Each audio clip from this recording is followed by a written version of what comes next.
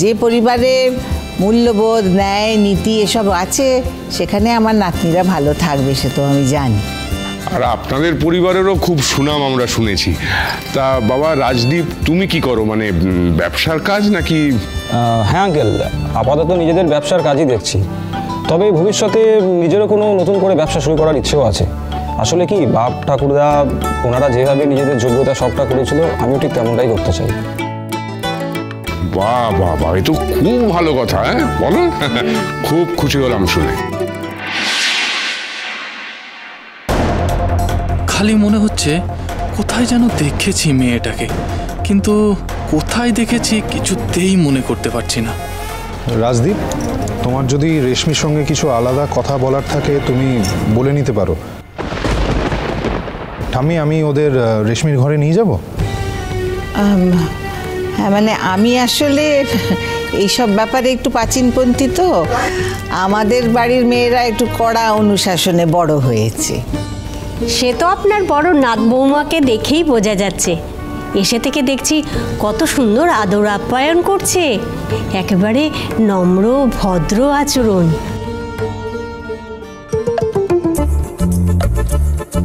আপনার নাতি তেজও ঠিক তাই, ওদের দেখলেই বোঝা যায় আপনাদের শিক্ষা কেমন। প্রশংসা শুনে নিশ্চয়ই খুব আনন্দ হচ্ছে, সেটা বুঝতে পারছি, কিন্তু ওরা তো তোমার আসল রূপ দেখেনি। আসল রূপ মানে? মানে তোমাকে দূর থেকে দেখে একটু শান্ত সুশীল মনে হয় ঠিকই, কিন্তু ওরা তো আর জানে না তুমি ছদ্মবেশে গুন্ডাদের সাথে মারপিট করতে যাও। যদি জানতে পারে তাহলে বড়নাথ বৌমার প্রশংসা তো দূর, উল্টে ভয় পাবে। তেজ, তেজ ভালো হচ্ছে না কিন্তু, বলে দিচ্ছি। এইভাবে চোখ গোল গোল করো না পাত্রপক্ষের সামনে, সবাই আরও বেশি ভয় পেয়ে যাবে। আমি নিজেই কত ভয় যে তোমার সঙ্গে এক ঘরে ঘুমোই রাতে। আচ্ছা, তাই বুঝি। কি হলো তেজ, চিৎকার করলি কেন? না না, কি একটা হাতে টান লাগলো। সার্থকের লক্ষ্য সুধা আর আমার লক্ষ্য তেজ, তাই আমাদের দুজনকে এক হতেই হবে।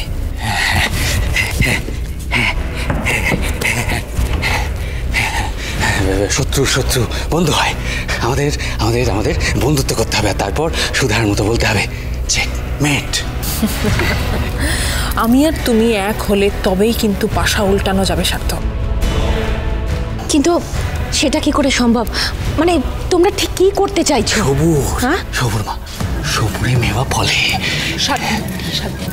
7 দিনের মধ্যে এমন কিছু একটা করতে হবে যাতে পশু মল্লিকদের ভিতটাই নড়ে যায়। আমার কাছ থেকে আমার ক্যারিয়ার, ভালোবাসা, সম্মান সব কিছু কেড়ে নিয়েছে ওই সুধা আর ওই বসু মল্লিক পরিবার। এবার সুধার কাছ থেকে আমি সব কিছু কেড়ে নেব, সব কিছু। ব্যাস, তারপরে তারপরে সুধা আমার হবে, আমার হবে। কিন্তু এই বিরক্তিকর গড়া আমাদের মাঝখানে আছে, সেটা আমার থাকবে না সার্থক, ট্রাস্ট মি, থাকবে না। খুব শিগগিরই তুমি এখান থেকে বেরোবে, খুব শিগগিরই। ব্যাস, তারপরে ফ্রিডম, ফ্রিডম। আর তারপরে সুধা সুধা সুধা সুধা আমার হবে, আমার। মা বলছি, সুধার প্রতিটা মুহূর্তের খবর আমার চাই। হ্যাঁ হ্যাঁ, সুধাকে আমি আমি সবসময় চোখের সামনে চোখের সামনে চোখের সামনে দেখতে চাই। কিন্তু আমি বুঝতে পারছি না সেটা সম্ভব কি করে। তুই এখানে, ইমন ওই বাড়িতে ঢুকতে পারে না, আমি তো আর সুধার চোখের সামনে সবসময় ঘোরাঘুরি করতে পারি না, তাই না? তাহলে তো বাড়ির সবাই সন্দেহ করবে। এটা সম্ভব নয় সার্থক। সব সম্ভব, সব সম্ভব। তোমাকে শুধু একটা ছোট্ট কাজ করতে হবে, আর বাকিটা সব আমি সামলে নেব। কাজ? তা বলছিলাম কি, পাকা কথা বলতে আমিও রাজি।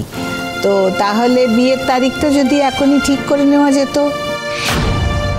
হ্যাঁ নিশ্চয়ই, আমরা তো তার জন্য এক পায়ে খাড়া। আসলে কি বলুন তো, আমাদের না ছেলের বিয়ে দেওয়ার একটু তাড়াও আছে, কারণ রাজদীপ তো বিদেশে ফিরে যাবে, ও বুঝি বেশিরভাগ সময় বিদেশেই থাকে? বাবা বলছি যে কতদিন ছাড়া ছাড়া তোমার দেশে ফেরা হয়? হ্যাঁ, আমি ওই বছরে 2 থেকে 3 বারই আসি এখানে। আসলে কি ওখানে বিদেশেই আমার বিজনেসটাকে এক্সপ্যান্ড করার, ওখানে সেটেল হওয়ার ইচ্ছে আছে। ও আসলে আমাদের মেয়েটা তো সেরমভাবে বাড়ির বাইরে কোনো দিন থাকেনি, তো বিদেশে চলে যাবে তেমনভাবে আর দেখাই হবে না। সেই কি আর করা যাবে, মেয়ে যখন তখন সব কিছুর সঙ্গে মানিয়ে গুছিয়ে চলতেই তো হবে। ঠিকই, মেয়েদের কি আর নিজেদের বাড়ি থাকে? আগে বাপের বাড়ি, তারপর শ্বশুর বাড়ি। কেন? দুটো বাড়ি তো তার নিজের।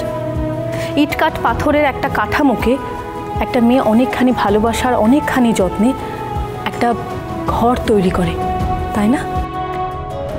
একদম ঠিক। আমিও তো চাই রেশমি মা এসে আমাদের ঘর একেবারে আলো করে দিক। বলছি শিবরাত্রিটা কেটে গেলে না একটা ভালো দিন আছে কিন্তু মাসিমা। রেশমি বিয়েটা করতে চায় না, এটা আমি খুব ভালো করেই জানি, কিন্তু এদিকে তো ঠাম্মি ওদের বিয়ের তারিখ ঠিক করে দিচ্ছেন। এবার আমি আটকাই কি করে? বলছি ঠাম্মি, তারিখটা ঠিক করার আগে রেশমির এতে মত আছে কিনা একবার জেনে নিলে হয় না?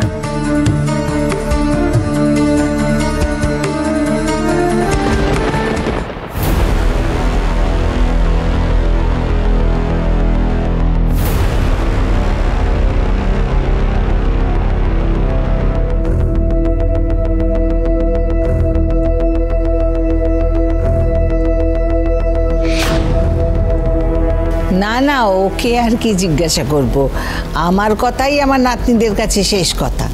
রেশমি দিদিভাই বিয়ে ঠিকই করবে। বাট আই এম সরি, আমি এই বিয়েটা করতে পারবো না।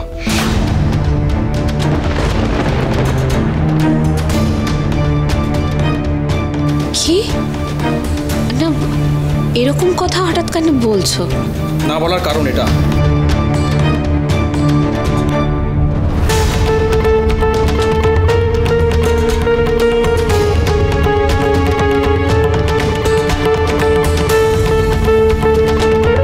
আপনাদের নাতনি সেই ভ্যালেন্টাইন্স ডে পার্টিতে ছিল, যে পার্টিটা নিয়ে আজকে সারা শহরে মাতামাতি হচ্ছে, যেখানে মাদক ব্যবহার হচ্ছিল আর মেয়েও পাচার হচ্ছিল।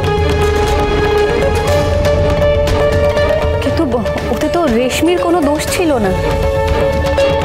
একদমই তাই, রেশমি পরিস্থিতির শিকার হয়েছে। আর তাছাড়া এই ধরনের ঘটনা যে কারোর সাথেই ঘটতে পারে। আমি বিশ্বাস করবো কি করে? যারা শিক্ষা অনুশাসন নিয়ে এত বড় বড় কথা বলে, তাদের বাড়ির মেয়েরা কি করে বেড়াচ্ছে সেটা তো নমুনা দেখলাম। এসব আগে জানলে এখানে আসতামই না মাসিমা। আমাদের আরেকটি মেয়ে আছে বিবাহযোগ্যা, ডলি। আপনারা চাইলে। হোয়াট? এই গোল কার্টুনটাকে বিয়ে করবো আমি? মেয়েদের সম্পর্কে আপনি কি করে এরকম কুমন্তব্য করছেন?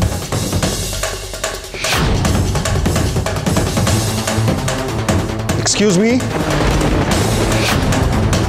ইম্পসিবল।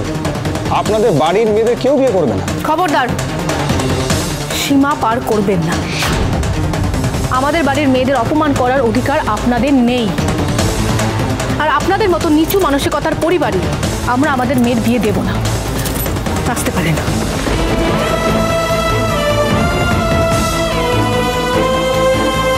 আমার সামনে আমার নাতনিদের এইভাবে বাতিল করার দুঃসাহস দেখানো হলো। বেশ, আজ থেকে 7 দিনের মধ্যে যদি আমি আমার নাতনিদের বড় বাড়িতে বিয়ে না দিয়েছি, তাহলে আমার নামও কাননবালা দেবী নয়।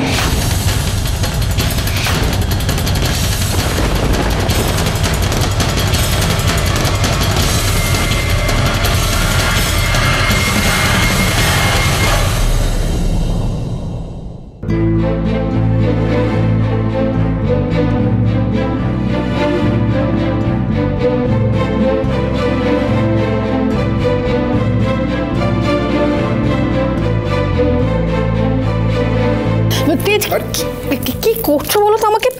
ঠিক এরকম।